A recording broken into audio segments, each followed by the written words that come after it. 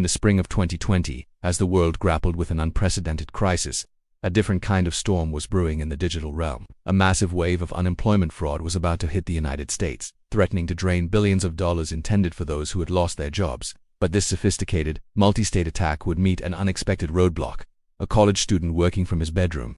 This is the story of how one person's vigilance saved tens of millions of dollars and exposed a massive international crime ring. Our story begins with Michael, a 20-year-old cybersecurity student at a state university. Like many others, his classes had moved online and he was spending more time than ever in front of his computer. But Michael wasn't just playing video games or binge-watching shows. He had a passion for ethical hacking and network security. He spent his free time monitoring public data streams, analyzing network traffic, and looking for anomalies, treating it like a real-world puzzle. One Tuesday night, while scanning publicly accessible logs for state government websites, Michael noticed something odd. A few state unemployment benefit portals were experiencing an unusual spike in login attempts. It wasn't a massive brute force attack that would immediately trigger alarms. Instead, it was a slow, methodical trickle of login attempts, just under the threshold that would normally be flagged as suspicious. Most people would have dismissed it as background noise on the internet, but Michael's curiosity was piqued. He started digging deeper. The login attempts were coming from thousands of different IP addresses, making them look like individual, unrelated users. However, he noticed a pattern. The usernames and passwords being tested were not random.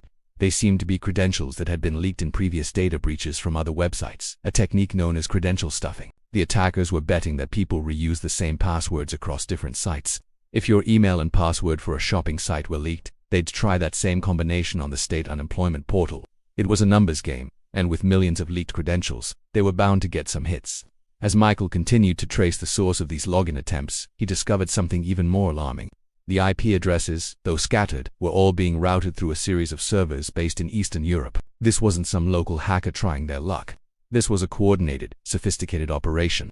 The slow, distributed nature of the attack was designed specifically to fly under the radar of automated security systems. He realized the attackers weren't just trying to access accounts. They were running an automated script. The script would log in, check if an unemployment claim was active, and if it was, it would attempt to change the bank account details on file to one controlled by the criminals. The next scheduled payment would then be diverted, siphoning money directly from the state and the person who desperately needed it. Michael did some quick math. He estimated the script was successfully compromising dozens of accounts every hour across several states, with each account potentially receiving hundreds or even thousands of dollars in weekly benefits. The total amount at risk was staggering.